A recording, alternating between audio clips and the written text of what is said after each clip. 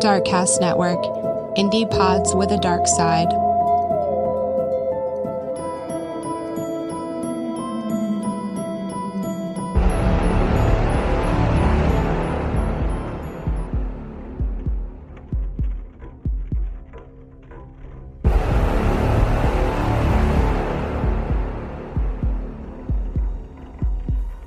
Hello, and welcome to Tales of the Darkcast Networks Cryptkeeper.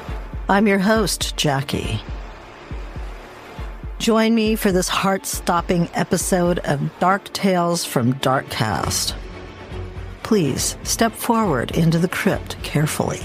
Keep your hands to yourself, or they could end up being someone else's. Don't touch anything, and you might come out of this in one piece. I trust that everyone brought a change of clothes. Yours may get soiled before this is over. Let's begin our first story, shall we?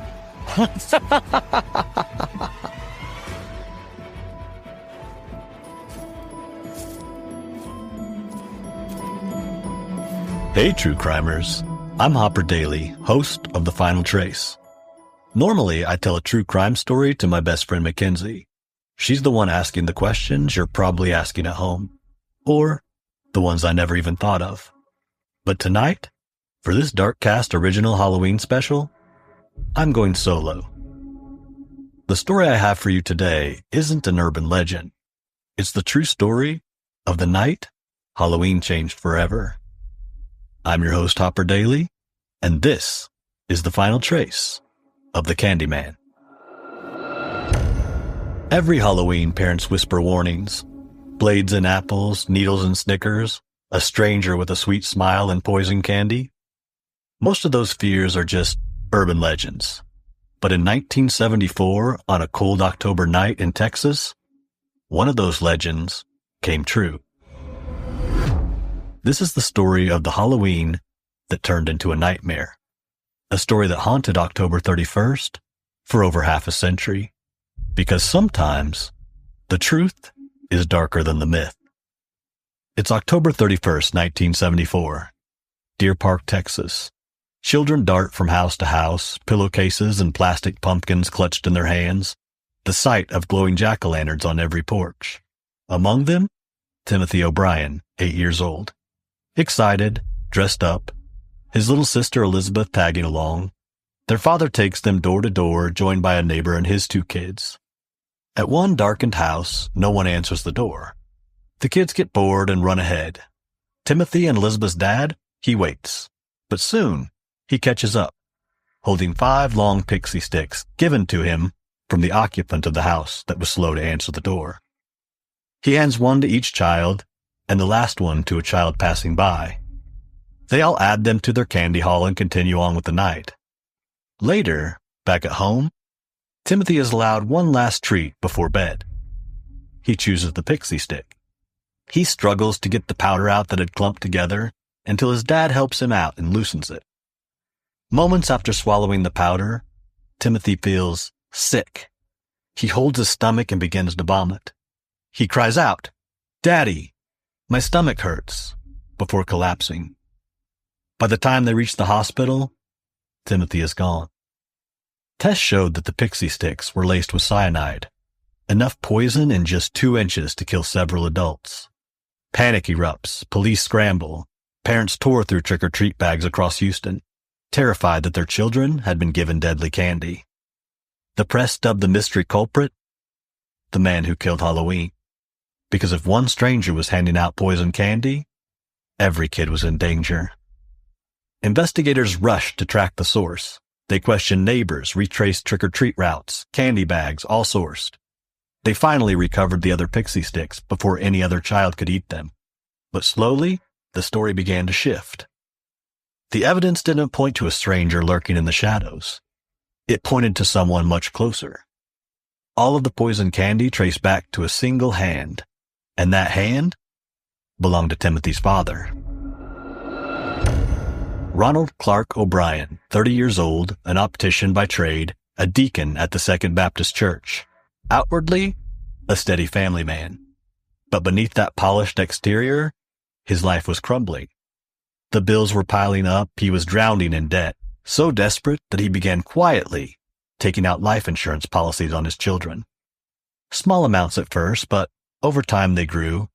By the time Halloween rolled around in 1974, the combined payout reached tens of thousands of dollars, worth well over $500,000 in today's money.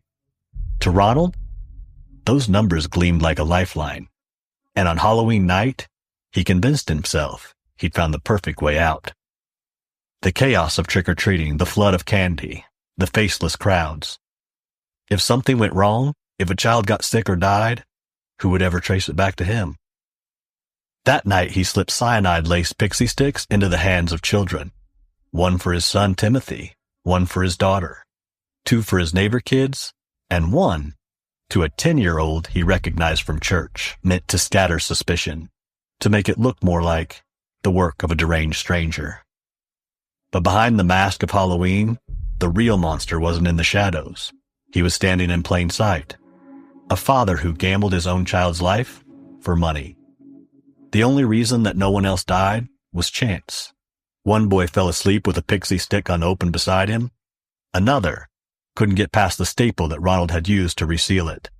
In the end, fate, not Ronald's mercy, kept the body count from rising. A twist of luck, a quirk of timing, and 4 children who never knew how close death had come crawling into their Halloween night.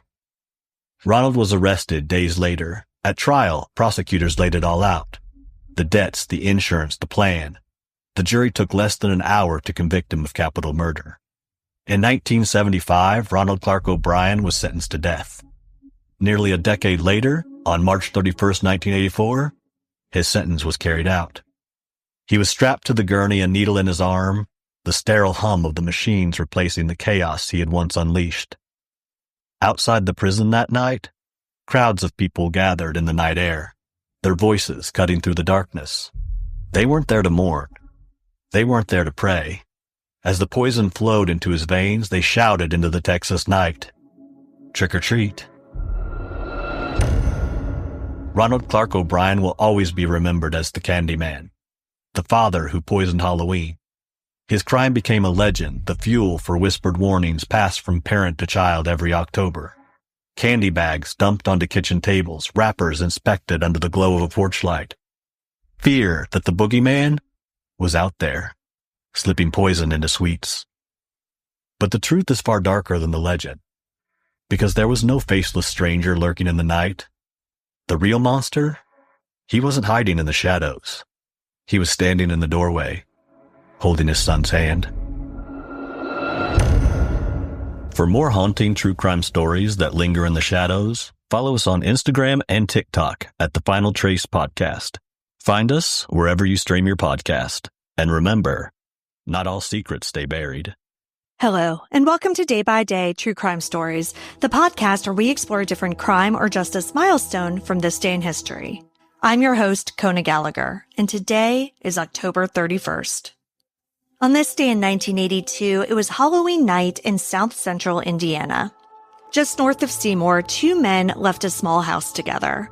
The next morning, one man went about his normal life. The other, 24-year-old Clifford Smith, was gone. Days later, his wife filed a missing persons report. A month later, 2 trappers found his body floating in a backwater pool off of the White River. For more than 40 years, the case sat unsolved, while rumors floated around bars and living rooms across Jackson County. That is, until a new detective picked up the old file, reopened the story, and finally gave the Smith family the answers they'd waited decades to hear. Today, we're talking about the disappearance and murder of Clifford Smith and the answers that took over 4 decades to find. Let's get started. Late on October 30th, 1982, it was Halloween weekend in Seymour, Indiana, a small industrial town where everyone seemed to know everyone else. That night, a few friends had gathered at a modest house on East 13th Street for a few drinks and a casual weekend get-together. Among the people drifting in and out that night were Cliff Smith, who was just 24 years old, and his brother-in-law, Ronald Jack Anderson. As the night wound down, Anderson reportedly went to go fetch something. Witnesses would later tell police that they saw him retrieve a shotgun loaded right there in the house and then walk outside with Cliff. It was close to midnight when the two men got into a car and drove off. And that was the last time anyone saw Cliff Smith alive. By morning, there was no sign of him. Sunday came and went. Halloween passed. Clifford's wife waited, though, thinking maybe that he'd gone off with friends or needed time to cool down after some argument that no one quite remembered. But as the days stretched on and the silence deepened, her worry gave way to full-blown panic. On November 4th, 1982, she went to the Jackson County Sheriff's Office and filed a missing persons report.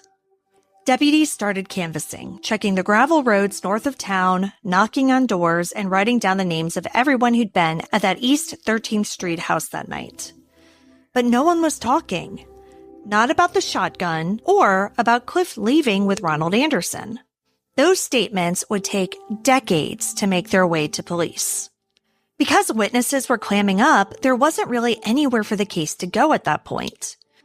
But then, at about 8 p.m. on December 1st, 1982, two animal trackers working a low, swampy stretch off the White River made a horrifying discovery. In a shallow, flood-prone bayou, they saw something pale floating in the water. When they realized what it was, they called state police. Troopers and a coroner waded in under flashlights. The body was dressed in blue jeans, a black t-shirt, and brown boots. In one pocket, they found a wallet and an ID card. It belonged to Clifford Smith. The body was partially decomposed, and the top portion of his head was gone. An autopsy later found numerous pieces of buckshot and ruled the cause of death to be a shotgun wound to the head. Local newspapers reported what little they knew. Clifford had last been seen on Halloween. His wife had reported him missing 5 days later. And now, a month after that, he'd been found dead in a backwater just north of Seymour. Detectives mapped out the narrow, muddy lane leading from the road to the water, marking tire tracks, footprints, anything that might still linger in the soft ground. They believed that the killer knew the area and the remote dump site wasn't random. That suspicion only deepened as they traced the evidence back toward town and to the small house on East 13th Street where Clifford had last been seen alive. Over the next several months, investigators interviewed witnesses, gathered physical evidence, and followed every lead that they could. But like so many small-town murder cases in the early 80s, this one just hit a wall. There were rumors about a fight, about money, about a gun, but no one gave them anything solid enough to take to a prosecutor. So the trail went cold. As years turned into decades, the case was passed from one detective to another. Boxes of reports and evidence moved from shelves to storage rooms. And for over 40 years, that was the end of the story. Then, in September 2015, a veteran detective named Sergeant Kip Main from the Indiana State Police pulled the case file off of the shelf. Inside were the original 1982 reports. Yellowed pages typed on old forms, black and white photographs of the recovery site, and a list of every interview that had been done that fall. He started reading, and then he started over. Unlike the DNA-driven cold cases that make headlines, this one wasn't solved by new science. It was solved by patience and persistence. Main re-interviewed witnesses. He tracked down surviving family members. He compared every statement from 1982 to what people remembered more than 30 years later. One by one, inconsistencies fell away, and this time, the picture began to come into focus. A house on East 13th Street, a loaded shotgun, two men leaving together, and one gun quietly returned later that night. And it all pointed back to Ronald Jack Anderson. By 2023, investigators believed that they finally had enough evidence to prove who killed Cliff Smith. On October 31st, 2023, 41 years to the day after Cliff Smith was killed, the Indiana State Police announced that they had made an arrest. Detectives took 61-year-old Ronald Jack Anderson into custody in his home in Seymour and charged him with murder. The details hit hard in the small town. Not only had Cliff Smith been denied justice for over 4 decades, but the man accused of killing him was his own brother-in-law. Over the next year and a half, the case worked its way through the courts. In April 2025, after months of negotiation, Anderson pleaded guilty to voluntary manslaughter. As part of the deal, the original murder charge was dismissed. A month later, in May 2025, a judge sentenced him to 18 years in prison. For the prosecution, it wasn't about revenge. It was about recognition. After 4 decades, they could finally say what happened to Clifford Smith and who was responsible. The story that began on a riverbank in 1982 ended in a courtroom more than 40 years later. But at its heart, this is the story of a 24-year-old man who never made it home from a Halloween party, and of all of the people who never stopped looking for justice. But sometimes justice takes years. Sometimes it takes lifetimes. But on another Halloween, 41 years after the night Clifford Smith vanished, someone was finally held accountable. Hi, I'm Courtney, and I am the host of The Book of the Dead. And this is the legend of the SS Ourang Medan. Now, some of you may be familiar, at least in the abstract, of what the SS Ourang Medan is. There is a video game by Supermassive Games called Man of Medan, and it is based on this legend, the story of a ship transporting chemical weaponry. But the actual legend is without a doubt stranger than fiction. It may be one of the most mysterious ships of all time. And there is a lot of conflicting information out there, and we're going to get into why. But supposedly, the legend goes as follows. Sometime in the late 1940s, along the Straits of Malacca, which is in between Indonesia, Malaysia, and Singapore, an SOS broadcast was made. The message was received by nearby ships, and they were extremely alarmed by what they heard. The message said, "All officers, including Captain, dead, lying in chart room and on bridge, probably whole crew dead." This message was immediately followed by a series of Morse code that no one could make out because of how rapid the code was. And then one final message came through, and the officer said, "I die." Now, obviously, the ships that received this transmission were more than concerned for multiple reasons.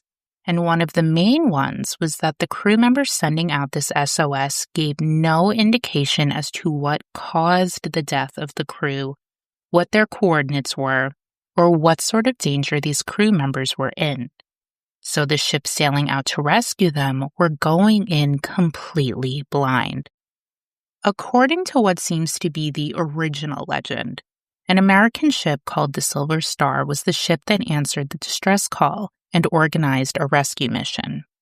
They figure out the approximate coordinates of the ship's location, and they immediately set sail into the unknown, not knowing what horrors could be awaiting them aboard the Ourang Medan. Supposedly, they arrive, and when they call out to the ship, there is no answer, no movement on the ship. So the captain of the Silver Star organizes a crew to board the Ourang Medan and help them. When this rescue crew gets onto the ship, they are met with a terrifying sight. Not one single sailor is alive. Everyone is dead, and they are all exactly where the man that made the distress call said they would be. The chart room, the bridge, the officer that made the broadcast is dead in the radio room, and every single person on the ship is lying there with their eyes looking up, their faces turned to the sun, frozen in fear, their teeth bared in horror. Even the ship's dog is dead, frozen mid-snarl. According to the original legend, allegedly as the rescue crew was looking around, trying to figure out what happened, a fire was discovered in the bowels of the ship, smoke billowing out of the cargo hold. The rescue crew abandons the ship, and as they flee back to the Silver Star, an explosion erupts so forcefully that the Ourang Medan was literally lifted out of the water before sinking to the bottom of the ocean floor. But what happened? How did the crew die? And how did the fire start? Is this even a real story, or is it a ghost story crewmen made up to pass the time that morphed into a horrifying mystery? According to multiple sources, there is allegedly no mention of a ship called the Ourang Medan in any shipping registry, and there is no official record of this incident from the 1940s when this allegedly occurred. However, various versions of this story have been printed in newspapers from the 1950s onward. Now, one of the theories as to why there's no mention of this ship in any registry is because it's a ship that was registered as belonging to the island of Sumatra, which is an island off western Indonesia. The reason people believe this could be a possibility is because Ourang Medan translates to man from Medan, and Medan is the capital of North Sumatra. Now, according to German researcher Professor Theodor Seiersdorfer, he discovered a German publication from 1953 called Das Totenschiff in der Südsee, or The Death Ship in the South Seas. This was written by a man named Otto Melke, and it is believed to contain evidence that the ship and what happened to it was a real event. Now, allegedly, this claims that the ship's cargo hold contained potassium cyanide and nitroglycerin. If it did, this could explain the explosion if the containers were compromised or mishandled in some way. And it could explain why the ship's legitimacy is so iffy, because a ship would never have legally been able to transport something like that. The reason being was because tensions during World War II, when this incident was supposed to have occurred, was very high, and sensitive materials being transported and used inappropriately or maliciously would cause a lot of problems internationally, which is a reason why the ship's records are so hard to find or have never been found. According to Michael East, a history and true crime writer, he said nobody came forward to say they knew the ship or had served on her. Equally, the inconsistent dates constantly stand out, as does the changing location. Mentions of the fate of the Ourang Medan have been found in publications scattered from 1930 to 1940s, and every one of them have details changed. Locations vary from the Solomon Islands to the Marshall Islands, and even the ship that tried to rescue them varies. Researcher Estelle Hargraves found quotes from the 1940s in British national newspapers from British Marine officers describing a distress call requesting a medic and warship. And these newspaper articles also claim that it was a British ship that attempted a rescue mission, not the Silver Star. Articles found by Estelle Hargraves in the Yorkshire Evening Post, the Daily Mirror, and the Hampshire Telegraph claim this accident occurred in November of 1940, and they place it occurring in the Solomon Islands in the Melanesian region of the Pacific Ocean. In the Yorkshire Evening Post, their information is supposedly from an officer from an unnamed ship that tried to come to the Ourang Medan's aid. Now, allegedly, according to author Alexander Butzig, who wrote the book The Ourang Medan, Conjuring a Ghost Ship, he found an article from a French magazine from September 7, 1941, that claims this incident occurred in 1939, and it places the location as being around Fiji, and the ship was supposedly an Australian ship that had been sold to a smuggler and was smuggling illegal cargo. However, Michael East blames the changing details on a reporter named Silvio Shirelli. Silvio Shirelli is a name heavily attached to the Ourang story. Silvio wrote and published his own version of the Ourang Medan story after allegedly coming across a survivor that washed up on the shores of Taongi Atoll in the Marshall Islands. In 1948, a Dutch-Indonesian newspaper, De Locomotief, published the story where Silvio claimed he was told the ship was traveling to Costa Rica from a Chinese port because of the illegal cargo they were carrying, which was sulfuric acid. Supposedly, this survivor's name was Jerry Rabbit. According to Jerry, he washed up on the shore of the Marshall Islands 10 days after the Ourang Medan sank in a lifeboat with 6 other crew members, but he was the only survivor. Rabbit made it to a missionary and reportedly told them that he joined the Ourang Medan's crew in Shanghai, and the crew was loading 15,000 crates of mysterious cargo into the bowels of the ship. He claimed that after they set sail to Costa Rica, he realized that this was a smuggling operation.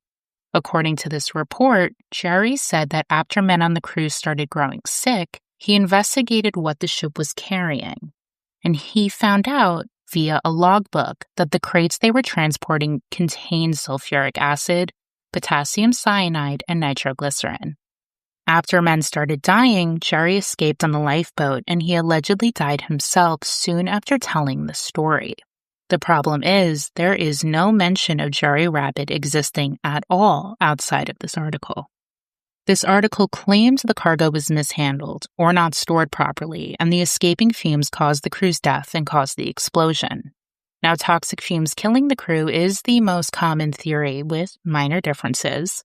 Some claim the fumes alone killed them, and some claim the fumes caused horrific hallucinations that literally scared these crew members to death. Another theory points to a pirate attack, which, given the time this would have occurred, could have been a possibility, except for the fact that the bodies on board reportedly showed no injuries. A different article by Les Hewitt claims that the incident occurred either June 1947 or February 1948, but none of these dates are consistent. According to this article, 2 ships picked up the distress call from the Ourang Medan, the Silver Star, and the SS City of Baltimore. With the help of a Dutch ship and a British listening post, they were able to figure out the coordinates of the Ourang Medan, and the Silver Star set out on a rescue mission. The Ourang Medan was found around 150 miles from the broadcast coordinates. Now, according to this article, the rescue crew noticed a few other things besides the deceased crew. One of the lifeboats attached to the side of the ship was missing, which means, or at least implies, that some of the crew managed to get off the ship. The temperature of the ship itself was somewhere between 100 and 110 degrees, but the rescue crew felt an unnatural chill, seemingly coming from nowhere. The bodies of the crew were unwounded, but they seemed to be decaying faster than they should be, though if the ship was that hot, it would accelerate decomposition. However, there are some glaring issues with these dates.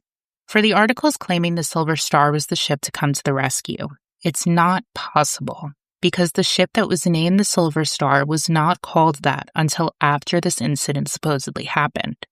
The ship was registered under the name Santa Juana, and the name wasn't changed until the Graceline Shipping Company bought the rights to the ship's registry and changed the name. In fact, the ship was only called the Silver Star for about 1 year before the name changed again. Now, the Ourang Medan was completely undamaged, so they were going to tow the ship back to port to salvage it when they noticed smoke coming from the cargo hold. Also, according to this article, the first official mention of this incident is from the U.S. Coast Guard in May of 1952. Another theory has to do with chemical warfare. According to this theory, the Japanese might have smuggled experimental biological weaponry they created onto the ship for transport. This was called Unit 731, and this theory goes on to say that the Japanese aimed to create the most dangerous weapon in order to achieve Japanese supremacy. Allegedly, Unit 731 was developed in 1932 by a Japanese bacteriologist named Shiro Ishii, who conducted horrific experiments during World War II, which is an entire story in and of itself. The last mention of the SS Ourang Medan comes from a letter written by a man named C.H. Mark in December 1959. This letter was written to Alan Dulles, the assistant director of the CIA. And in the letter, C.H. Mark claims that he has evidence that the Ourang Medan existed and that its demise came from great balls of fire in the sky. And he wanted confirmation that he was correct. But Mr. Dulles only replied, "Thank you for your inquiry." As for the final resting place of the Ourang Medan, no one has ever figured out where it sank. There had been no wrecks found along the Straits of Malacca, and no identified ships matching its description were ever found. No one knows, or may ever know, if the Ourang Medan truly existed. But if it did, the ocean took its secrets to the very depths where no one may ever find it. Again, I'm Courtney from the Book of the Dead. Hi everyone, I'm Pat. And I'm Darcy. And we are the hosts of Pod of Terror. Welcome everyone to the Darkcast Network Halloween Special. A lot of really, really good stories for you. The spooky Halloween. And we're here with one of those too.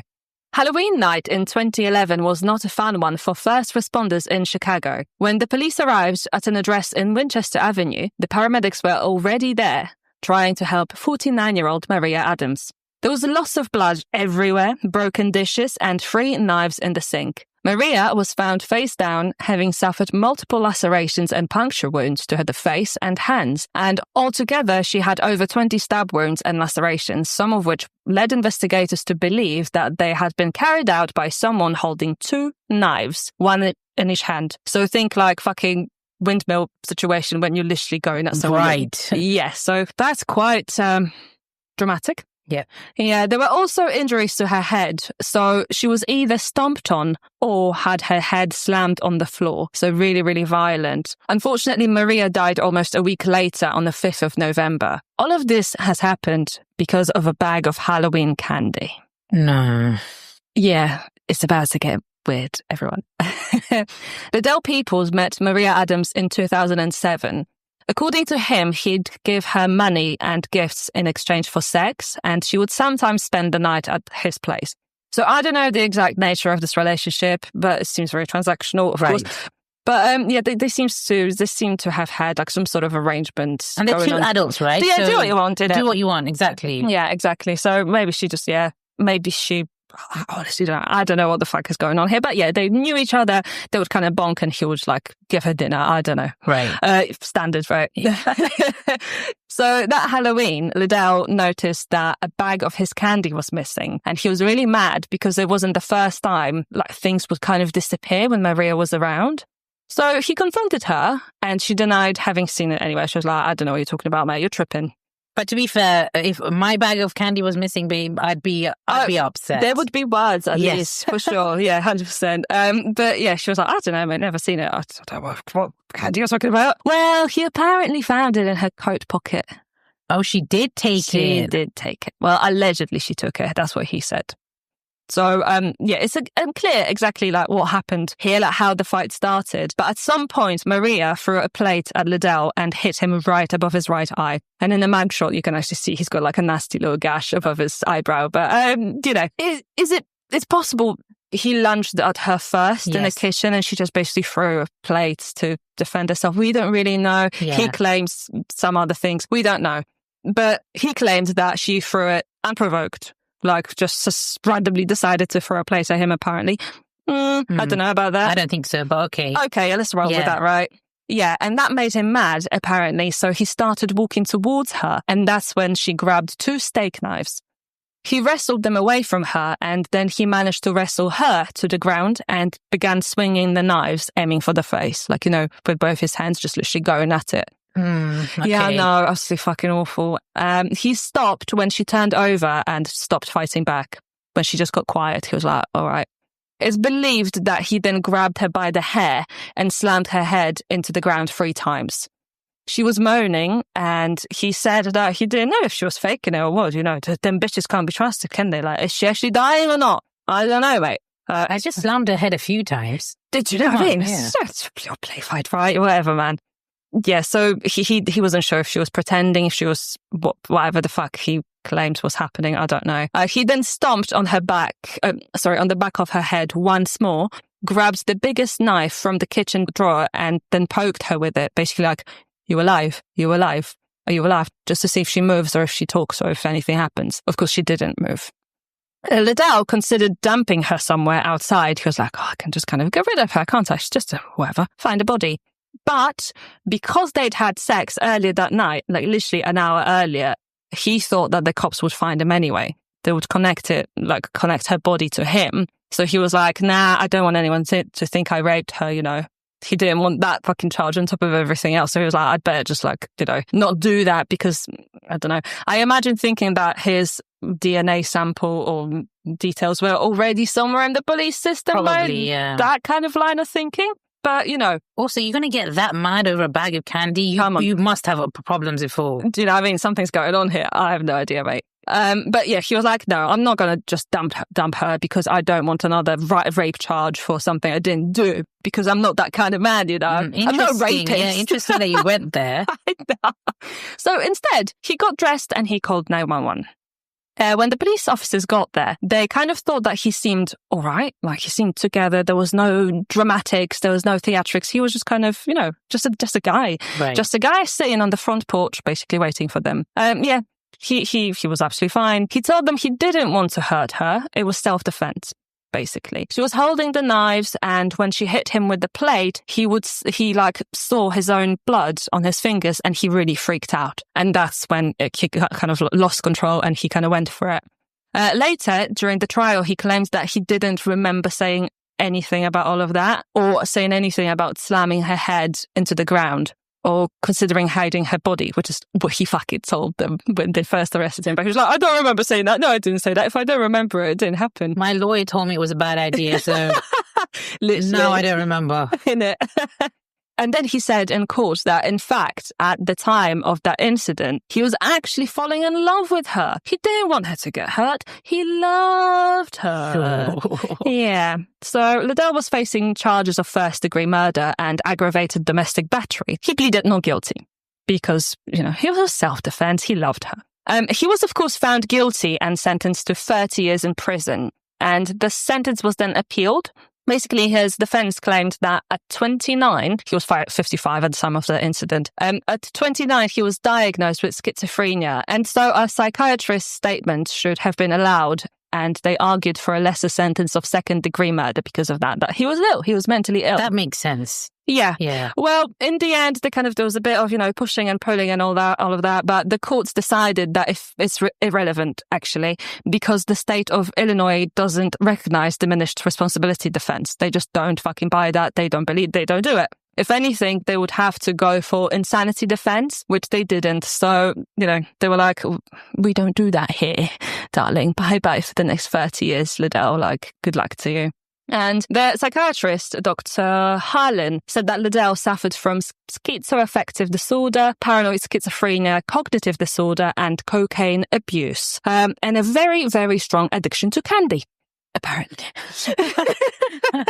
So there you have it, a story about a man who killed his missus, or whoever the fuck she was to him, over a bag of goddamn candy. I mean, honestly, at your grown age, you shouldn't be that sad.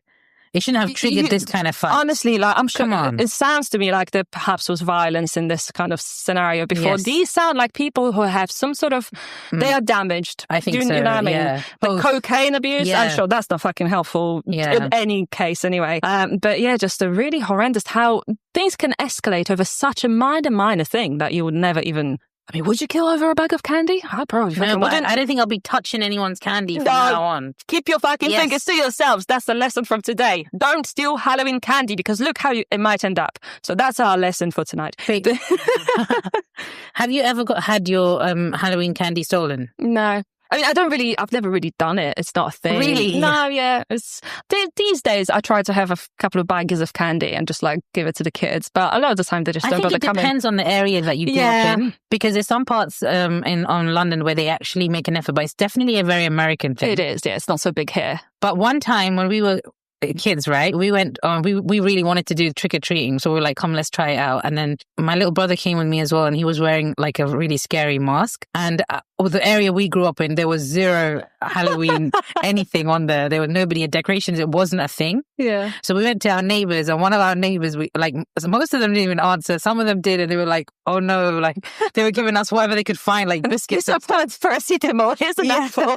Literally, they were like, oh, I had no idea. I think one family were having a wedding, so they actually had sweets, and they gave us some nice stuff. Most people were just like trying to, like, felt bad and gave us things. Bless. One time, one of the houses we went to, the lady had no idea it was Halloween or anything. She's on the phone, she answers the door, my brother's standing right there with the mask. She got so panicked, she fell to the ground. Oh no. Screaming, yeah. Oh no, what do I say? This is what happens when you do Halloween in places that don't do Halloween. And then we were like super apologetic, and she was like, it's okay. Now I have to find something to give you guys. And then she just went running into her kitchen. That just means the costume was great. Yes. Deserved. Candy was well deserved. Thank you very much for that, guys. Thank you for listening. We hope you enjoy your spooky season and enjoy all the other stories from Darkcast Network. Give all of them a go. They're all fantastic. We've been Pat and Darcy, host of Pod of Terror. Thank you very much for listening and enjoy the rest of your Halloween. Hey everyone, I'm Carmita, and I host a podcast called Missing in the PNW. I focus on missing person cases right here in the Pacific Northwest where I grew up, and all of my missing persons are from marginalized communities. The PNW has some of the most haunted places. Today, I'm going to take you on a tour of 3 of the most haunted places in my home state of Oregon. The first stop is Multnomah Falls. One of the most popular tourist spots in Oregon is a half-hour drive east of where I grew up in Portland on I-84. Going towards the Columbia River Gorge, you will run into signs for Multnomah Falls, a 620-foot high, 2-tier, beautiful waterfall. It is the tallest waterfall in Oregon, the most hiked, and draws nearly 2 million visitors per year. But what many people may not know is actually has a haunted past. My grandma actually told me and my siblings this story growing up, as it is an old Native American tale. And if you heard my podcast before, you'd know I'm half Mexican and half Native American. The story goes that long ago, a deadly illness ravaged a local Native village. An elder spoke to the tribe and said that the only way the illness could be stopped was by the sacrifice of a maiden of noble honor. The village's chief had a daughter. She took it upon herself to sacrifice herself to spare her people. She climbed to the top where the waterfall now is and jumped off, giving herself for her village. With that sacrifice, her village was cleansed, and the waterfall was created by a spirit so that her people would always remember her courage, and so that the mist of the waterfall would cleanse and heal those who visited the site. If you look closely, many people say that you can see the young woman's face in the waterfall. Most commonly, you can see her in the water in the wintertime. I've actually seen her spirit, or the face of her spirit, in the waterfall myself. I am now taking you to the Oregon coast, 13 miles north of a little town called Florence, where atop a 205-foot headland stands the 56-foot tall Heceta Head Lighthouse. Over the years, many men would keep the lighthouse running, and just up the hill from the lighthouse was an actual house that their families could stay in. One particular member of one particular family is said to have never left. Many call her the Gray Lady, but for the last couple of decades, she has been known as Rue, R-U-E. At least, that is the name a couple of Lane Community College kids gave her after they decided to play with an Ouija board in the house. Good old Ouija boards, right? Legend has it that Rue's husband was a lighthouse keeper and had 2 daughters. One of her daughters unfortunately drowned, although it's not mentioned if her daughter drowned in the house or if her daughter drowned in the ocean. While her husband and other daughter moved on, she, however, did not. And she's not a mean ghost by any means, but she mostly likes to play pranks on people. She will rearrange furniture, move guest belongings, and she's even known to clean up the place. Hey, who doesn't like a ghost that's clean? She's not just in the house either, though, with some sightings of her inside the actual lighthouse. That actually makes me believe that she's looking out over to the Pacific Ocean. With that, I believe if the story is true, her daughter unfortunately died and drowned in the Pacific Ocean. The last haunted place we are going is 300 miles from Portland in far eastern Oregon to a place called Baker City, which is home to the Grand Geyser Hotel. One of the most prominent ghosts is the lady in blue. She is believed to be a former owner, possibly named Grandma Annabelle, who is seen in mirrors walking downstairs and sitting in room 302. Not to be confused by that creepy little doll Annabelle. Totally, completely different. There are also a bunch of sightings of many unknown male entities, ladies in red, and even a headless cook. What would a haunted hotel be without some spooky sounds, right? Guests have reported hearing disembodied voices, a woman screaming, laughter, and footsteps. Guests have also seen lights flickering, doors opening and closing by themselves, and objects moving on their own. Now, not all the paranormal going on in the hotel is creepy. Some of the workers at the hotel say that they can hear loud music coming from the upper floors and the attic, and they believe the ghosts are up there having a party, and they just don't disturb them. Guess you gotta have fun in the afterlife too, right? That is all I have for you today. And I just want to give a shout out to CJ and all of my other Darkcast members. I'm so excited to be a part of this year's Darkcast Halloween episode. And I hope you catch Missing in the PNW. I am on all the streaming platforms. You can catch me on Facebook or Instagram at Missing in the PNW Podcast.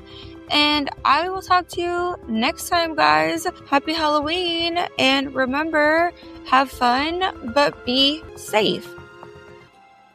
Good evening, listeners. My name is DJ, and I'm the host of the Mythical True Crime Podcast. Tonight, we're going to hear about one of the most infamous killers that has spawned multiple copycats and has inspired pop culture films and television shows. Most recently, Netflix's Monsters, the Ed Gein story.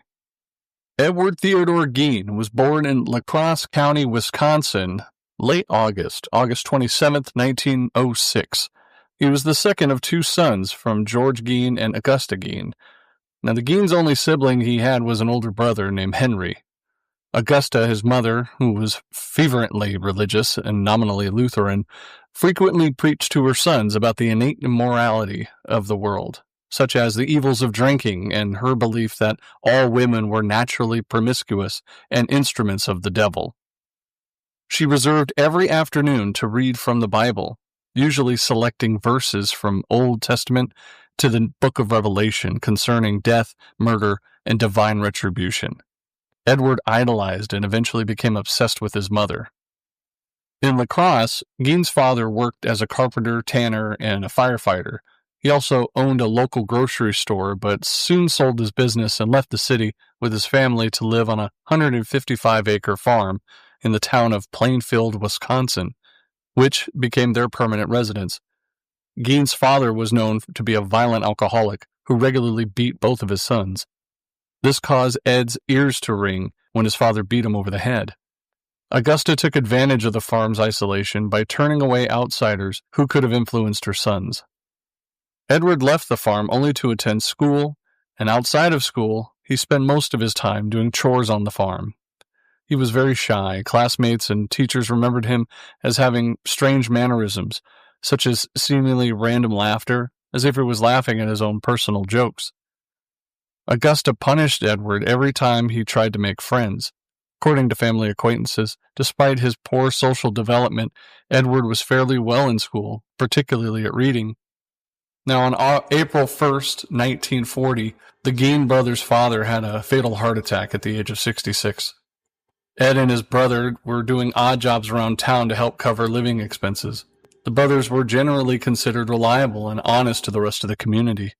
While both worked as handymen, Ed frequently babysat for neighbors, seemingly to relate more easily to children than to adults. Henry began dating a woman who was a divorcee with 2 children of her own and planned to move in with her. He worried that his brother's attachment to their mother and often spoke ill of her around Edward, who always responded with shock and hurt. However, on May 16, 1944, Ed was burning away most of the marsh vegetation on the property, and this caused a fire to go out of control, drawing the attention of the local fire department. By the end of that day, the fire had been extinguished, and the firefighters left. However, Ed reported Henry missing. With lanterns and flashlights, a search party searched for the 43-year-old Henry, whose dead body was found lying face down. Apparently, Henry had been dead for some time. Didn't seem to be caused by the fire. However, it did appear the cause of death was heart failure. It was later reported by a biographer that Henry had bruises on his head. Police dismissed the possibility of foul play, and the county coroner listed it as asphyxiation as the cause of death. The authorities accepted the accident theory, but there was no official investigation conducted, and the autopsy was never performed. Questioning Ed about the death of Bernice Worden in 1957, state investigator Joe Wilimowski brought up questions about Henry's death to him. George Arndt, who studied the case, wrote later in retrospect that it was possibly unlikely that Henry's death was sort of a Cain and Abel aspect, and Ed was the one that carried out the murder. With Henry deceased, Ed and his mother were now alone. Augusta suffered a paralyzing stroke shortly after Henry's death, and Ed devoted the rest of himself for her care. Sometime in 1945, he later recounted that he and his mother visited a man named Smith who lived nearby to purchase straw. According to Edward, Augusta witnessed Smith beating a dog, and a woman inside the Smith residence came out and yelled at him to stop, but Smith went ahead and beat the dog literally to death. Augusta was extremely upset by this scene. What bothered her most didn't appear to be the brutality towards the dog, but rather the presence of the woman there. Augusta then later told Ed that the woman was not married to Smith, so had no business of even being there, angrily calling her Smith's harlot. She suffered a second stroke soon after, and her health deteriorated rapidly. Augusta died on December 29, 1945, at the age of only 67. Edward, devastated by the death of his mother, in the words of his biographer, only had his friend and his only true love gone. He was absolutely alone in the world. Now, Ed held on to the farm and earned money, again doing odd jobs. He boarded up rooms used by his mother, including the upstairs and downstairs parlor and the living room, leaving them seemingly untouched, while the rest of the house became increasingly squalid. These rooms became pristine. Ed lived in the small room next to the kitchen. Around this time, he began interested in reading pulp magazines and adventure stories, particularly those involving cannibals or Nazi atrocities, specifically concerning Ilse Koch, who had been accused of selecting tattooed prisoners for death to fashion lampshades and other items of their skins. In 1951, Edward started receiving a farm subsidy from the federal government. He still worked occasionally at the local municipal rail crew and crop threshing crews up in Plainfield area. However, sometime between 1946 and 1956, he had then sold an additional 80-acre parcel of his land. On the morning of November 15, 1957, 58-year-old Plainfield hardware store owner Bernice Worden was reported disappeared. The hardware store's truck had been seen driving out of the rear of the building at around 9:30 a.m. that day. The store saw very few customers the entire day, and some area residents believe that this was because it was deer hunting season. Worden's son, Deputy Sheriff Frank Worden, entered the store around 5 p.m. to find the cash register open with bloodstains on the floor. Frank told investigators that the evening before his mother's disappearance, Geen had been seen at the store and was expecting to return the next morning for a gallon of antifreeze. A sales slip of the antifreeze was the last receipt written by Bernice Worden on the morning that she disappeared. That evening, Geen was arrested at West Playfield grocery store, and the sheriff's department searched his farm. The sheriff deputy discovered not just Worden's decapitated body in the shed of Geen's property, who was also hung upside down by her legs and a crossbar between her ankles and ropes at her wrists. Her torso had been, in his words, dressed like a deer. Worden had been shot with a .22 caliber rifle, and the mutilations were made after her death. Searching Geen's house, authorities found multiple artifacts, such as a whole human bones and fragments of skeletons, a wastebasket made of human skin covering several chairs, a human skull mounted on bedposts, female skulls on top of some tops sawn off, bowls made from human skulls, a corset made from a human torso skinned from shoulders to waist, leggings made from human leg skin, masks made of skin from female heads, Mary Hogan's face mask on a paper bag. Mary Hogan's skull was inside of a box. Bernice Holden's entire head was inside of a burlap sack, as well as her heart in a plastic bag in front of Gein's potbelly stove. 9 vulvas inside of a shoebox. A young girl's dress and 2 vulvas from 2 females, judged to be about 15 years old. A belt made from female human nipples, 4 noses, a pair of lips with a window shade drawstring, and a lampshade made from skin of a human face. These artifacts were photographed at the State Crime Laboratory and then decently disposed of. When questioned, Gein told investigators that between 1947 and 1952, he had made as many as 40 nocturnal visitors and 3 local graveyards to exhume recently buried bodies, and what he says he was in a daze-like state. On about 30 of those visits, he said that he came out of that daze while at the cemetery, left the grave in good order, and returned home empty-handed. On other occasions, he dug up the graves of recently buried middle-aged women, and he thought resembled his mother, and took their bodies home, where he tanned their skin to make his paraphernalia. Gein admitted that stealing from 9 graves led investigators to him. Alan Wilimowski, the State Crime Laboratory, participated in opening 3 test graves identified by Gein. The caskets were inside wooden boxes. The top boards ran crossways, not lengthways, and the tops of the boxes were about 2 feet or so below the surface in sandy soil. Gein had robbed the graves soon after their funerals, while the graves were incomplete. The test graves were exhumed because authorities were uncertain as whether the slight Gein was capable of single-handedly digging up a grave during the evening. They were found, as Gein described, 1 casket empty. The other casket was empty, but contained a few bones. And Gein's crowbar and a final casket had most of the body missing, but Gein had returned rings and some other body parts. Thus, Gein's confession was largely corroborated. Soon after his mother's death, Gein began to create a woman's suit so that he could become his mother, to literally crawl into her skin.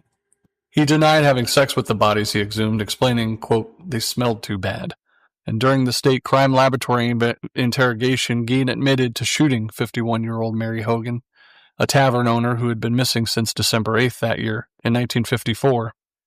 Her head was later found in his house, though he denied any memory of the details surrounding her death.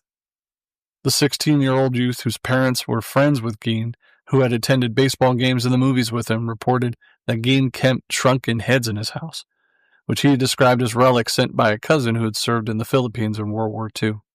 Upon investigation by police, these were determined to be human facial skins, carefully peeled from their corpses and used by Gein as masks.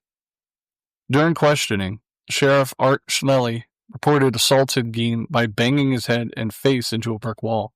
As a result, Gein's initial confession was ruled inadmissible. Sheriff Art died of heart failure in 1968 at the age of 43, before Gein's trial even took place.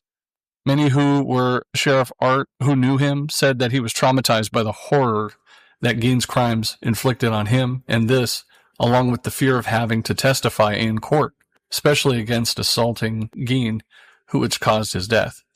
Now, Gein was considered a suspect in several other unsolved cases there in Wisconsin. In November of 1957, authorities confronted him about missing persons cases that had occurred between the death of his mother and that of Warden.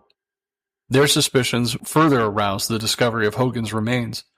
Lie detector tests exonerated Gein from many of those murders, but his psychiatrist concluded that his violence can only be directed to women who physically resemble his mother. On November 21st, 1957, Gein was arraigned in the county courthouse for 1 count of first-degree murder, where he pleaded not guilty by reason of insanity. He was diagnosed with schizophrenia and found mentally incompetent, thus unfit for trial.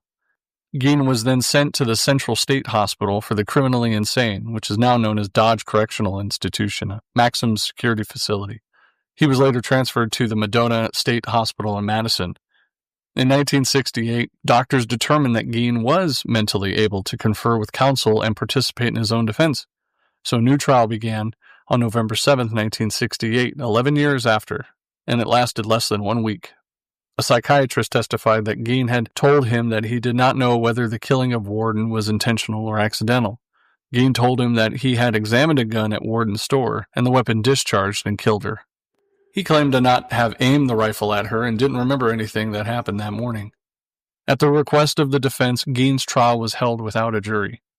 With Judge Robert H. Gallmer presiding, Gein was found guilty by the judge on November 14th. A second trial dealt with Gein's insanity, or sanity.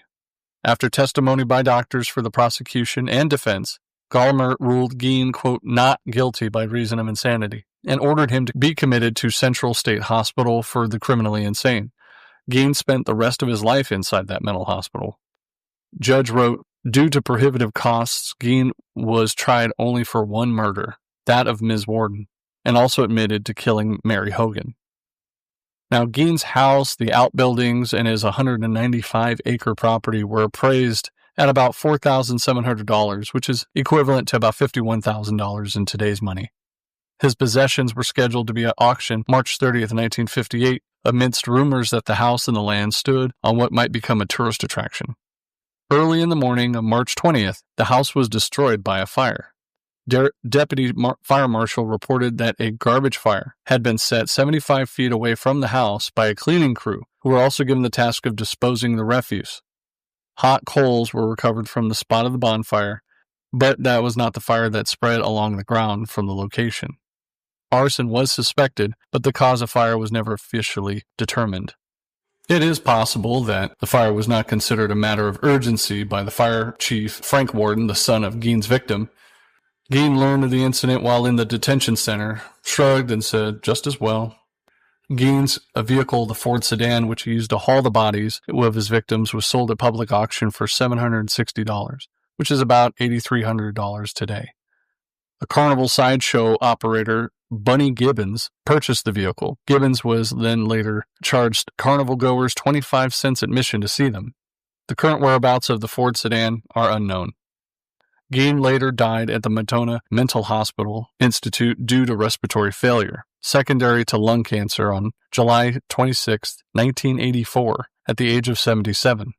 Gein is interred by his parents and his brother in Plainfield Cemetery. Over the years, however, souvenir seekers chipped away at pieces of his gravestone until the stone itself was stolen in the year 2000. It was recovered less than a year and a half later in June 2001 near Seattle, Washington, and was placed in a storage unit in the Sheriff's Department, and since then his gravesite has remained unmarked. Thank you very much for listening to tonight's story. Again, my name is DJ, and I'm the host of the Mythical True Crime Podcast. Good night.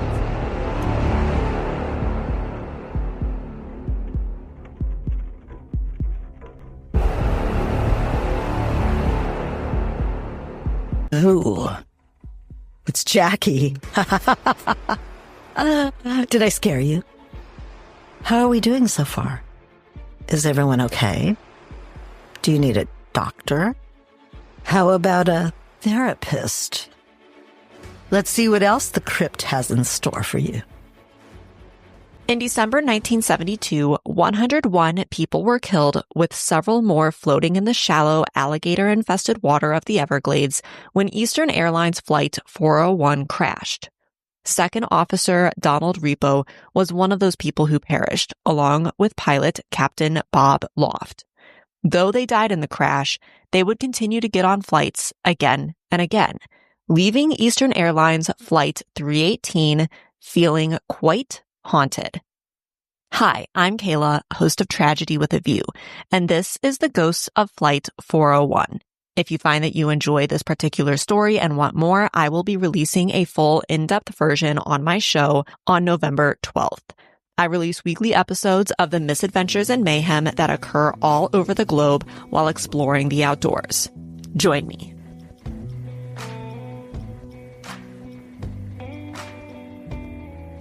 The flight itself went smoothly, and when they began to approach Miami International Airport, First Officer Stockstill lowered the landing gear. As co-pilot, this was his job. On the dash, there are 3 lights for each of the wheel wells that tell the pilot and co-pilot when the wheels are down and ready for landing. But this time, only the 2 rear wheel lights lit up green. The front wheel light stayed off, indicating that the landing gear at the nose of the plane failed to come out. Generally, when this happens, there is something with the light itself that is faulty rather than the wheel. And even when the wheel fails to come out with the push of a button, it can be done so manually. This is nothing to panic about. Captain Loft simply tells air control that he is going to make a loop around while they address the issue and then come back in for landing. First Officer Stockstill then turns the autopilot on to keep the plane at around 2,000 feet of altitude and moving at about 200 miles per hour so that he and Captain Loft are able to examine the control deck at the same time. Donald Repo, who was the flight mechanic, would end up going down into the small compartment which sits below the cockpit to visually see whether the wheel has come down or not. Captain Loft and First Officer Stockstill figure out that it was the light itself that was faulty, as is common, and that the wheel was in fact down. It was 11:42 p.m. First Officer Stockstill began to turn the plane to the left so they could swoop around toward the airport once again when he got an odd sensation of doom. He had noticed the ground coming up to meet them without realizing that this is what it was, and Flight 401 crashed into the Everglades.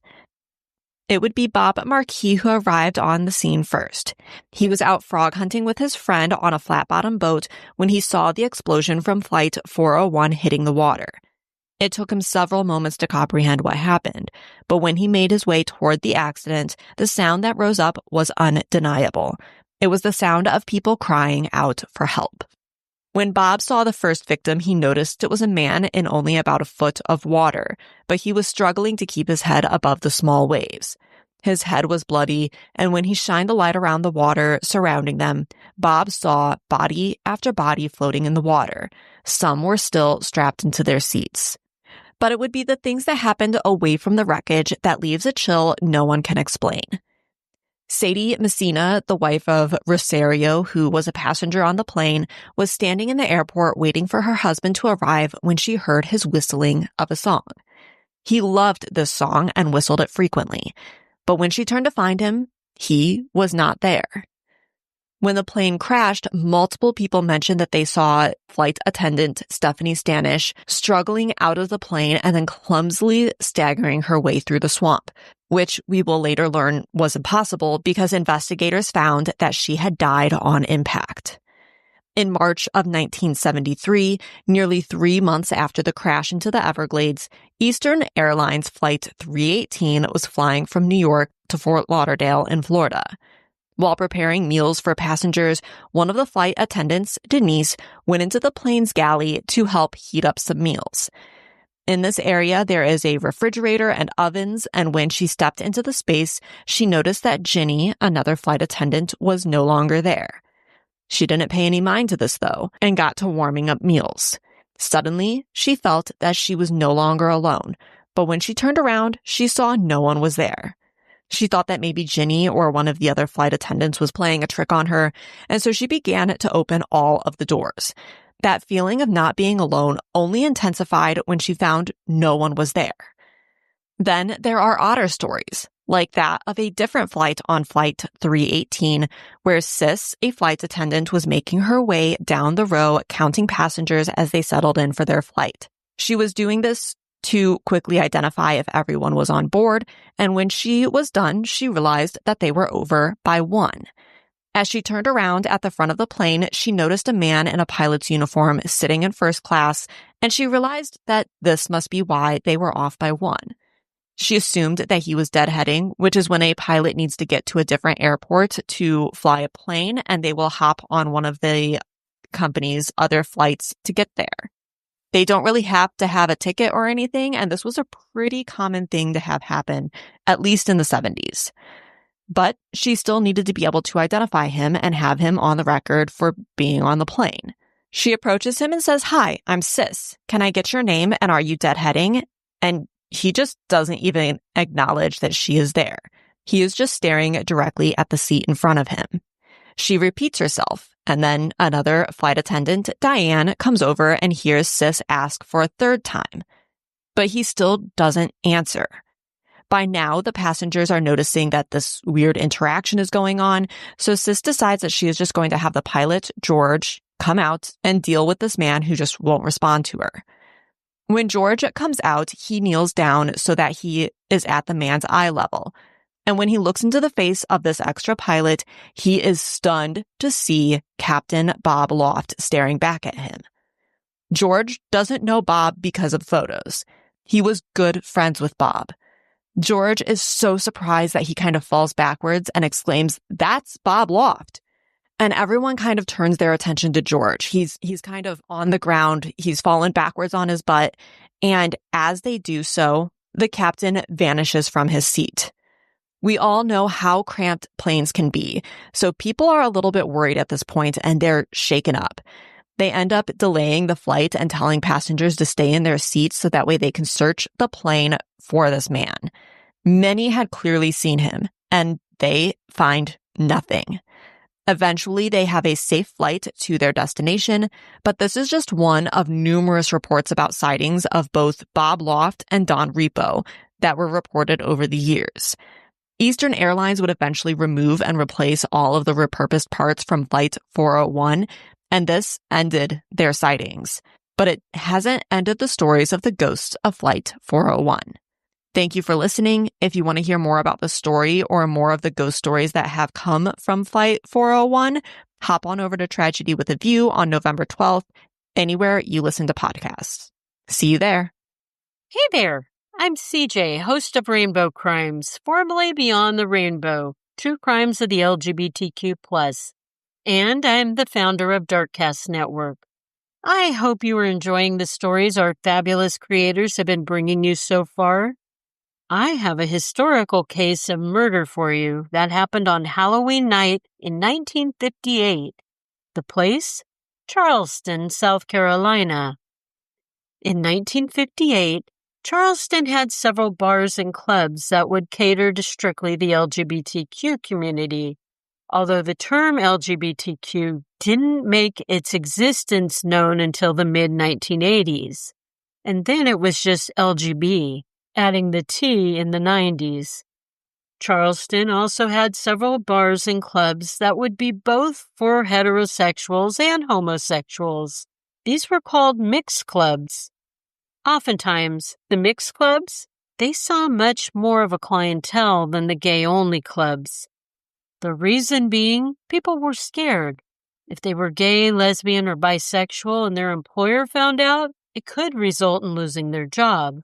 That is why the most closeted and curious individuals stuck only to the mixed clubs.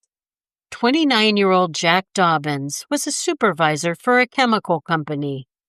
But in the evenings, he would often volunteer his time bartending at Club 49. Club 49 was a mixed club. Jack was gay and as open about his sexuality as he dared be in 1958. Jack was kinda cute, albeit a little chubby with some dark, thick eyebrows. Jack shared his home, a pink stucco house on Queen Street, with another young man named Edward Otey. The men were more than just roommates.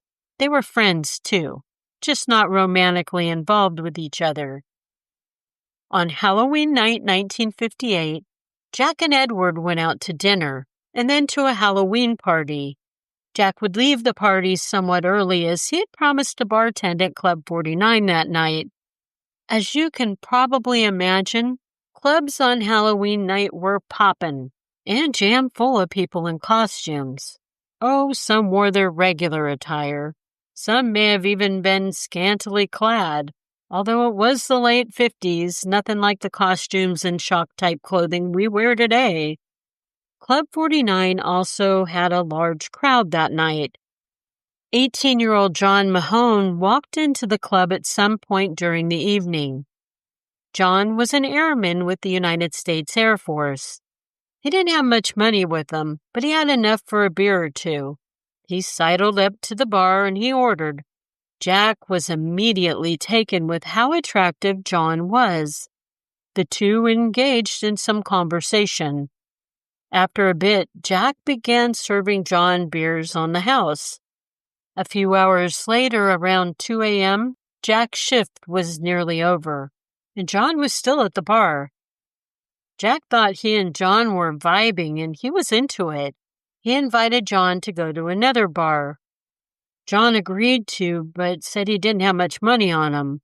Jack laughed and shoved some dollar bills into John's pocket as the two headed off to another bar. Jack wanted to take John somewhere upscale, so they went to the Elbow Cocktail Lounge. However, when they got to the door, the men were denied entrance because John's blue jeans and leather jacket did not coincide with the lounge's strict dress code. Jack shrugged and told John, "Why don't you just come back to my place? The bourbon there is much better than it would be here anyway." John said, "Lead the way," and the two men walked to the Pink House on Queen Street. Jack's roommate, Edward, was already upstairs in bed by the time Jack and John entered the residence. Jack went into the kitchen to make some drinks. Early the following morning, Elizabeth, the housekeeper of the pink stucco house on Queen Street, she used her key to let herself in. To her horror, she found Jack lying naked on the living room couch. He had dried blood stuck to his head. Jack was holding a candlestick against his chest. Elizabeth quickly called the police. After the police arrived and inspected the crime scene, they spoke to both the housekeeper and to Edward, the roommate. Edward had slept throughout the night, and he hadn't awoken to any sounds coming from the house.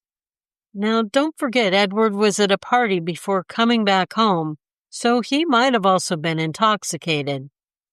Going back a little bit to that prior night, upon leaving Jack's house, John went back to his Air Force barracks. He bragged about how he had beaten and robbed a queer to some of his fellow airmen. He showed them his bounty. He got a lighter, a key, and $23. That was his big haul. But later that day, John saw in the newspaper the headline read, "The Candlestick Murder."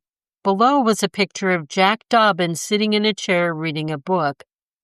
John saw it was the man who had been so nice to him on Halloween night, the man who had provided him with free beers, given him some cash, and invited him back to his home. That man had died.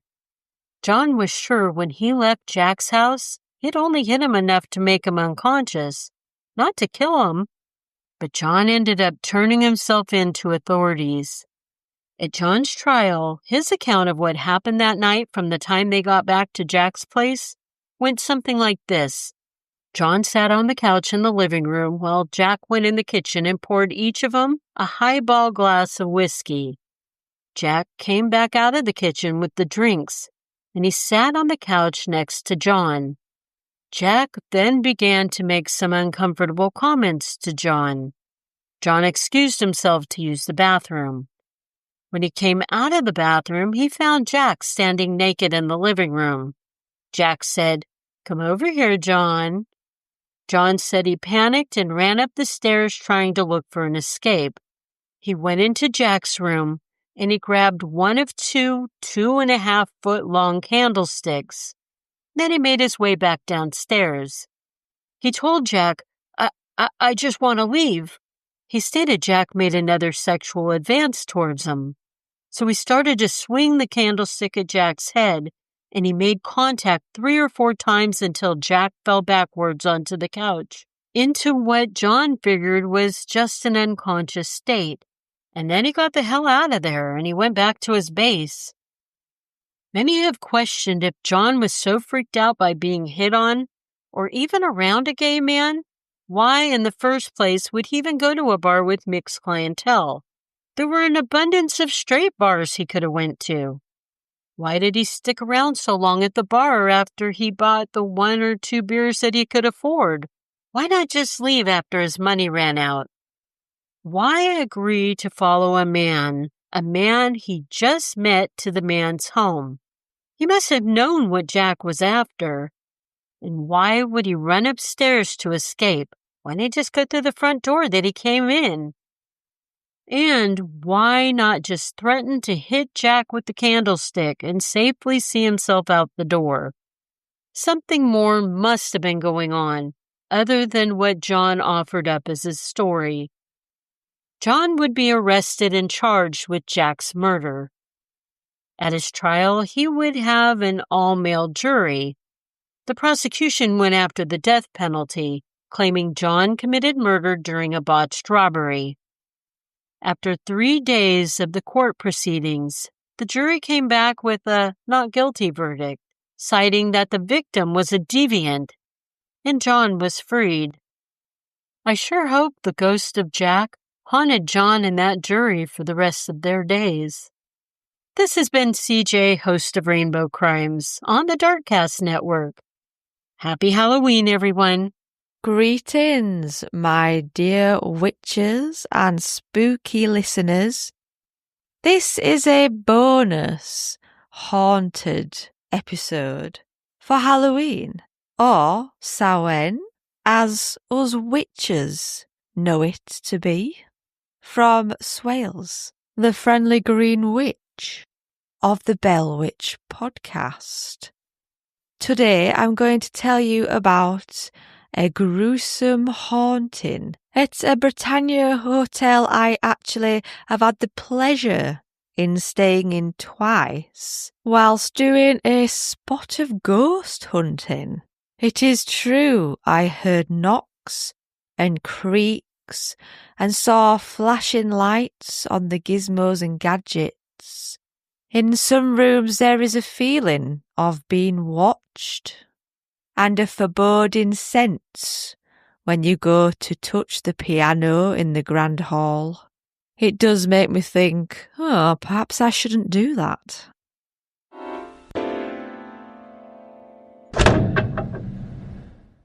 Bosworth Hall in Market Bosworth in Leicestershire, UK.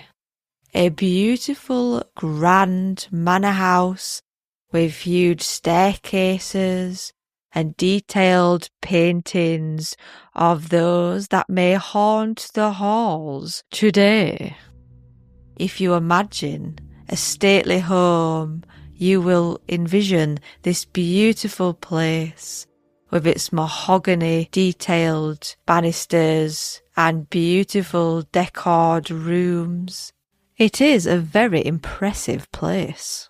A courtyard with a charming woods surrounding beautiful grates and, strangely, a prison door within one of the bars that is an actual door from a local prison. The neighbouring structure is a 700-year-old church, complete with gargoyles and grotesques of different natures. A graveyard of old accompanies the church and is indeed in need of a little TLC. The quaint little town of Market Boswell is a host to thatched roof houses and even a building where children's fingerprints have been fired within the structure of the bricks, giving it a foreboding, haunted feeling from those kids who perhaps died in the fire as they made the bricks in Victorian slave labour. It is not a surprising setting for perhaps a genuine haunting. Some say if you walk the grounds of Bosworth Hall on a still autumn night, when the mist clings low to the earth and the wind dares not whisper through the trees, you might hear her, the light, almost mournful footsteps on the grand staircase. And if you're truly unlucky, you might see her. Take a breath. For this is the spectre or the ghost that is known locally as the Great Lady of Bosworth Hall. She is said to wander the corridors of Bosworth Hall at night, as if time had forgotten her, and perhaps it has, for she has walked them for over 200 years, trapped between this world and the next. Bosworth Hall, nestled in the Leicestershire countryside, has stood here since the 17th century. its ivy-covered facade hiding centuries of secrets. And although it has had many a do-up, buildings added, transformed and altered throughout the times, it still hasn't changed in its strange dark vibes. It was once the proud seat of the Dixie family, a line of baronets with wealth, status and whispers of scandal. One such whisper was that of Lady Dixie, believed to be the spirit of the Grey Lady today. Her name was Anne. Some say she was the wife of one of the younger baronets. Others say she was the daughter of the Sir Walston Dixie of the manor. We'll never know for sure. Young, sweet Anne Dixie, who arrived at the hall full of hope, only to find herself ensnarled in a lonely, loveless marriage. Sir Walston Dixie, her husband, or an unloving father, was a stern, controlling man, a magistrate known for his cruel justice and cold demeanour. The locals feared him, his servants obeyed him without question, and Anne, she suffered in silence. Some say she fell in love with another, perhaps a tutor, a stable hand, or a gardener, a forbidden romance that, when discovered, ended in tragedy. When her husband stroke father found out of this forbidden love, he was horrified and outraged, and set a series of man-traps throughout his stately home in secret, hoping to snare the unsuspecting snake in the grass that was taking this young woman away from him. Was it a bear trap, an automatic crossbow, a hole to fall in, perhaps a mechanism to impale the poor unsuspecting human? Nobody knows for sure because there are no records. But it went bad, as these things often do when, unfortunately, the trap snapped close, not on the unsuspecting young man, but actually on Anne herself.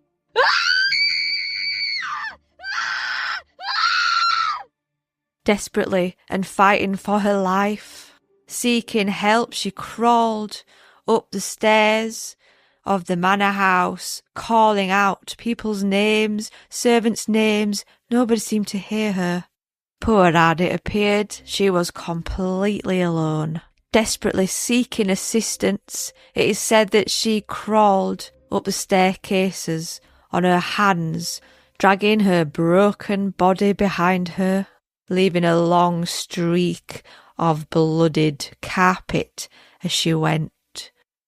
Desperate to cling on to her life, she found herself in her room, lay on her bed and prayed somebody would rescue, find her, assist her in this devastating situation. Some say she died instantly, while others say she were left for some time, suffering in absolute agony, desperately clinging on to her soul. It must have been hell. Could it have been hours? Could it have been days? Others tell it differently, that she died of sorrow alone in her room, abandoned by a man who saw only hairs, not affection. But all these tales end the same, with her spirit, cloaked in a soft grey gown, gliding through the halls, searching for her lost love that never came to her rescue or sat by her side as her poor soul slipped away. The guests at Bosworth Hall now a Britannia hotel, and a delightful wedding venue with a very nice spa, have reported cold spots in otherwise warm rooms, the sudden scent of lavender where no flowers grow, and the feeling, unmistakable, of being watched, whether by the Grey Lady or the evil man that set the traps. There has been reports that strange blotches appear on the ceiling and on carpets that resemble something like blood, dark slime that cannot be removed and can disappear just as it has appeared, that's there and then gone. Guests catch something at the corner of their eye, on the ceiling or on the floor, and when they turn to look, well, there's nothing there. A housekeeper once told of entering room 7 to prepare it for the next guest, only to find the bed had already been disturbed, and an imprint on the pillow, as though someone had just risen. The windows were locked, the door had been bolted from the inside, although it hadn't been used the night before. But the room was occupied by someone or something. Another guest claimed to see a pale woman in the hallway in the middle of the night. She did not speak, she only stared, eyes dark and sorrowful with longing, before she turned and vanished through the wall. They say she appears most often on October nights, when the moon is high and the veil is thin between the worlds. And if you ever stay in Bosworth Hall, as I have done on 2 occasions now, and wake in the dark to the sound of sobbing, don't rise, don't open your door, and above all, don't follow the footsteps as they descend up the grand staircase, because once she knows you can see her, she may never leave you alone. I see you. This Grey Lady of the stately home, Bosworth Hall.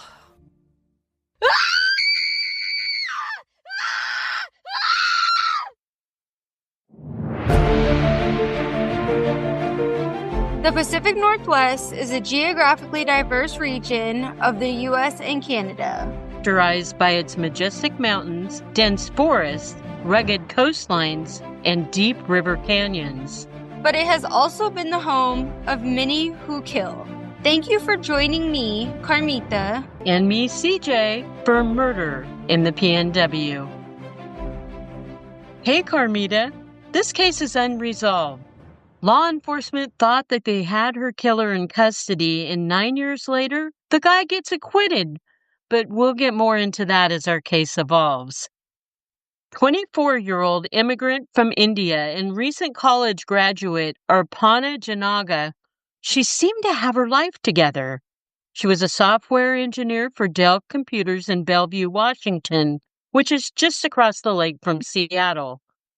She had a degree, a good job, her own apartment. She volunteered at a local animal shelter. She volunteered at a fire department, and she had a load of friends from all the places and all the things that she was involved in. Arpana also loved riding her motorcycle, which made her something of a free spirit. Dell Computers, the company that she was employed by, they said she was very talented, that she was very bright, and she was very outgoing and a rising star. Girl was making that money for sure. Yeah, she was. Young, beautiful, and making that money. Go queen. Well, on Halloween night, 2008, which happened to be a Friday that year, Arpana and several other residents of the complex that she lived in were hosting a Halloween party. Attendees were mostly other people who lived in the building. They would filter in and out of the host apartments, sharing their costumes, eating, drinking, intermingling, and such at different intervals during the night.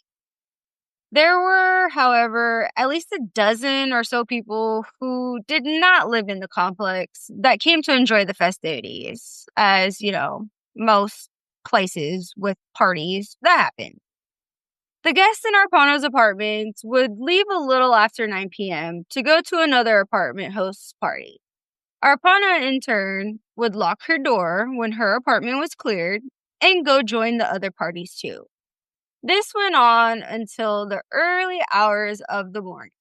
Sometime around 3 a.m., Arpana decided that it was time for her to go home and go to sleep. She bid her friends at the apartment on the first floor goodbye, and she headed back upstairs to her third-floor apartment. Sometime between 3 a.m. and 8 a.m., Arpana's nearby neighbors were awoken to moaning sounds coming from Arpana's apartment. They went back to sleep assuming that she and a partner were having consensual sex.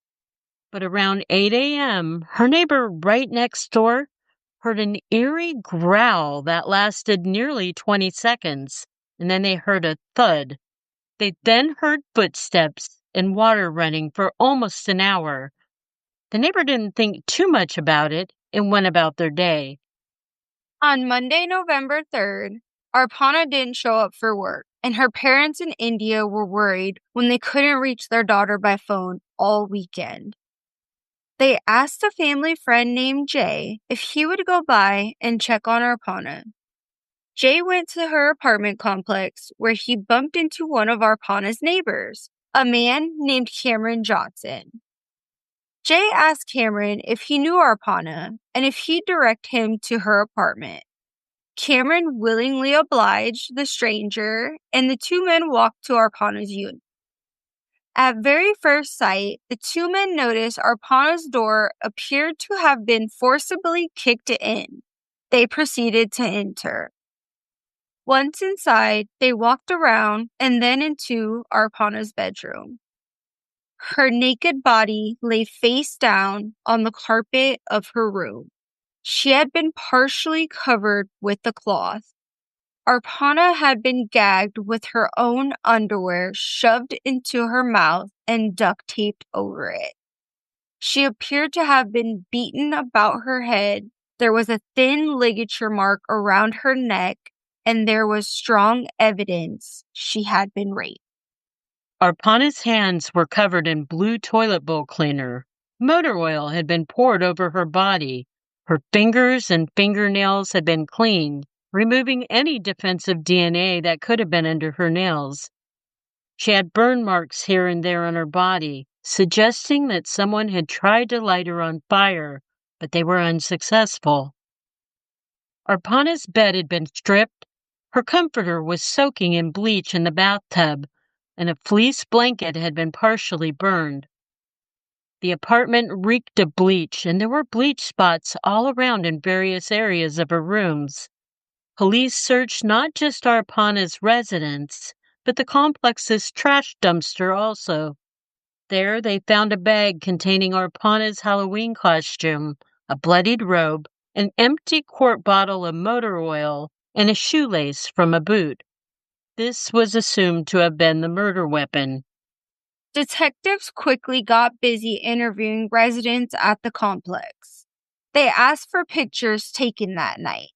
From the pictures, they were able to find a scattering of the people who didn't live at the complex. They discovered names of the non-residents, and one became a person of interest. A man named Emmanuel Fair had been staying with someone who did live in an apartment there. Emmanuel was a convicted felon and had served time for weapon and drug offenses and a rape conviction in 2004. Another person of interest also caught their eye. Neighbor Cameron Johnson, the guy who led Arpana's family friend Jay to her apartment. Apparently, Cameron had a big crush on Arpana, and he had done some odd things after Arpana was murdered. There was a record he had called Arpana around 3 a.m. Then he tried to scrub that evidence from his phone. But he told detectives he didn't remember making that call.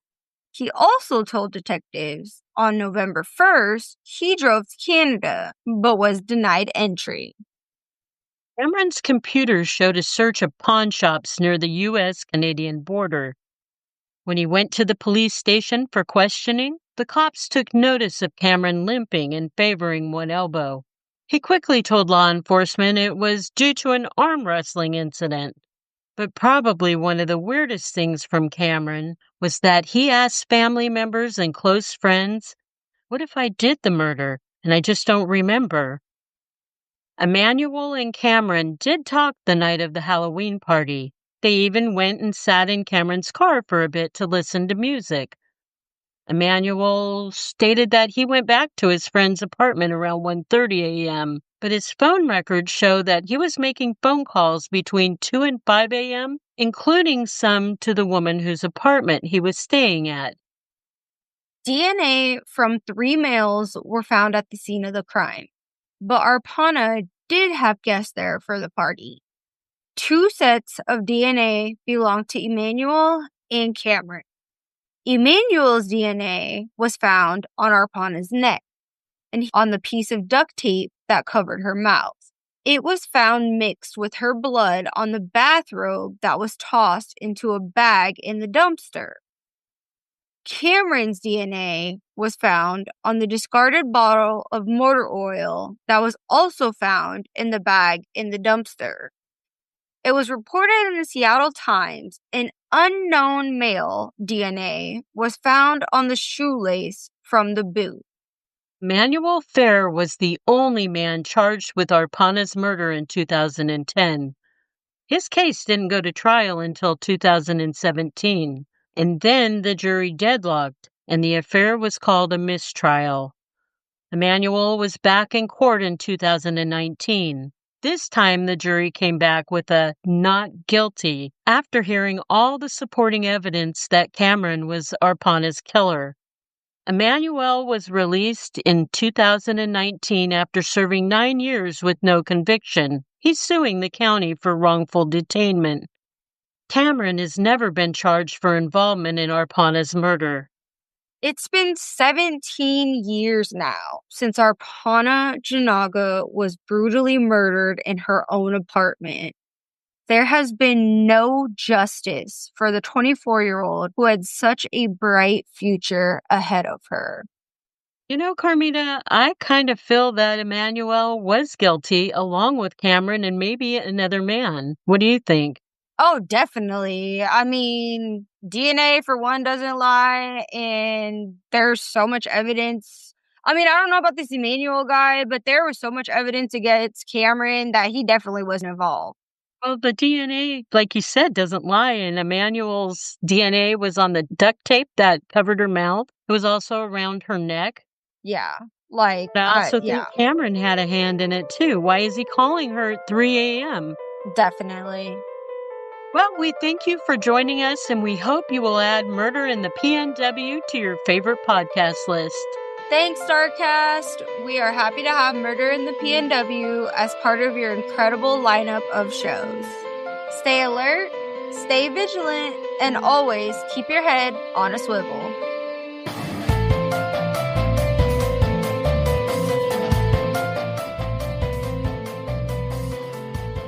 Hey everyone, my name is Raven, and I'm the host of Rogue Darkness. In this Halloween special episode, courtesy of the amazing Darkcast Network, I wanted to discuss the unsettling case of a small cult from Sonora, Mexico, known for their dedication to Santa Muerte, also known as Saint Death, a deity in Mexican folklore, and how the cult committed horrific murders as ritualistic sacrifice to their deity. So now, let's start off from the very beginning. A woman by the name of Sylvia Meraz, who would eventually become the leader of an immensely small but nonetheless severely brutal cult, was born in Hermosillo, Sonora in 1968. It's been reported that Sylvia's family lived in poverty within a poor neighborhood of Nacazari de Garcia municipality in Sonora. At just the age of 16, Sylvia gave birth to her first son, Ramon Omar Palacios Meraz. She would then go on to have 3 more children with her first husband, Martin Barón López. The children were Ivan Martin, Francisca Magdalena, and Georgina Guadalupe Barón Meraz. When Sylvia was 29 years old, she had her last child, her daughter, who she named Sylvia Yahara. Facing struggles throughout her entire life, Sylvia ultimately became convinced that she could and would receive financial help from deities if she offered the ultimate sacrifice, life. It was at that time that Sylvia decided she needed to perform human sacrifices in order to gain the favor and help of her personal revered deity, Santa Muerte, also known as Saint Death. Motivated by her delusional ideas of presumed power and the potential of gaining financial help from the other side, Sylvia orchestrated the sacrifices with the other individuals who ultimately joined her cult, which ended up including 4 of her 5 children, Ramon Omar, Francisca Magdalena, Georgina Guadalupe, and Sylvia Yahara. Along with her children, there was also Sylvia's father, Cipriano Meraz, her partner at the time, Eduardo Sanchez, and also another woman named Zoila Hada Santa Cruz Ariqui. Together, they systematically planned out their murders to use ritualistic sacrifice as a means to gain approval and favors from Santa Muerte. Beginning in 2009, Sylvia had picked her first sacrificial victim, her 55-year-old friend Cleotilde Romero Pacheco, who was ultimately found dead in December of that same year. Cleotilde Romero was known by the locals as a lady who sold popsicles. She reportedly had no close relatives, living or otherwise known, which made her an unfortunately easy target for Sylvia and the others of the cult. On the day of the murder, Sylvia had told Cleotilde to pick up a 20-peso note that she saw off the ground as they were walking together. But unfortunately, when Cleotilde bent down to pick up the money, she was then swiftly struck in the neck with an axe, being instantly decapitated. Sylvia had just made her first human sacrifice. Now with Cleotilde dead, the group made an offering of her blood to Santa Muerte in an attempt to obtain protection, and then they went on to burn and bury Cleotilde's body near Sylvia's family home. The next murder wouldn't take place for a few months going into the next year in June of 2010. 10-year-old Martin Rios Chaparro Sanchez Urrieta, who was the biological son of Eduardo Sanchez, Sylvia's partner. Martin was also the adopted son of Sylvia herself. Martin was the cult's next chosen victim, and he was ultimately murdered in June of 2010. Sylvia reportedly had gotten the young boy drunk and then had her youngest daughter, Sylvia Yahara, who was just 13 years old at the time, stab Martin repeatedly for a total of at least 30 times. While young Martin was still alive even after the brutal stabbing, the group then held a small ritual around him where they proceeded to cut his veins and then spread his blood around an altar while he bled out. The third and final victim of the cult was another 10-year-old boy named Jesus Octavio Martinez Yanez. He was the adopted son of Ivan Martin Barón Meraz, Sylvia's son, and so was therefore Sylvia's grandson.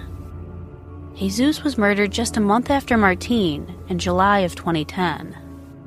This time around, Sylvia reportedly held Jesus in front of the altar while one of her daughters brutally slaughtered him, decapitating him like the victims before him, and then draining him of his blood to spread across the altar for Santa Muerte. Investigations into the crimes began after Jesus Martinez was reported missing by his mother and his mother's boyfriend. Investigators looking into the missing persons case initially thought that young Jesus might have been kidnapped by a human trafficking network due to some alleged eyewitness sightings of Jesus near the Arizona border begging in the street. This theory, however, was quickly ruled out due to a lack of evidence and the reliability of the eyewitness accounts not being very viable. After 2 years of ongoing investigation into the missing persons case of Jesus Martinez, in March of 2012, Sylvia, along with the rest of her family living in her home, were implicated and arrested for the murder of Jesus, as his body was eventually found under the floor of Sylvia's youngest daughter's bedroom. The other 2 victims' bodies were discovered shortly thereafter in an unpopulated area not far from Sylvia's home. The state police actually discovered the bodies during an unrelated investigation and were then able to tie Sylvia to the crimes. Sylvia Meraz and the other 7 members involved in the heinous sacrifices were arrested and brought to trial. Sylvia was sentenced to 180 years in prison, while the rest of the adult cult members were sentenced to 60 years in prison. Sylvia's youngest daughter, Sylvia Yahara, was spared prison as she was just a minor at the time of the murders and was instead sent to a youth detention center. Records show that after psychological evaluations were done on Sylvia Yahara, since she had been involved in the cult since her childhood and was surrounded by it on a regular basis, she didn't view the atrocious actions performed as anything other than normal. It's truly heartbreaking how the adult members cause such delusions and distortions into the mind of such a young child to enable them to actually believe murdering another human being in such a callous manner was normal. According to one of Zoila Santa Cruz's daughters, Sylvia Meraz had reportedly threatened to kill the other members if they did not partake in the brutal ritualistic crimes, which is why none of them objected to the murdering of their own family members. Fear, mixed with brainwashing, had unfortunately persuaded them to oblige. We unfortunately see this happen in many cultures, many belief systems, and no matter which deities the sacrifices are being meant for, it's still a horrific crime to have to hear about. May the innocent lives lost be never forgotten. If you enjoyed this episode of Rogue Darkness, be sure to follow me for even more dark tales of true crime and the paranormal. I release new episodes on Friday at midnight Central Standard Time. I also have many of my episodes in live video format over on YouTube, so definitely subscribe there if you like visual storytelling.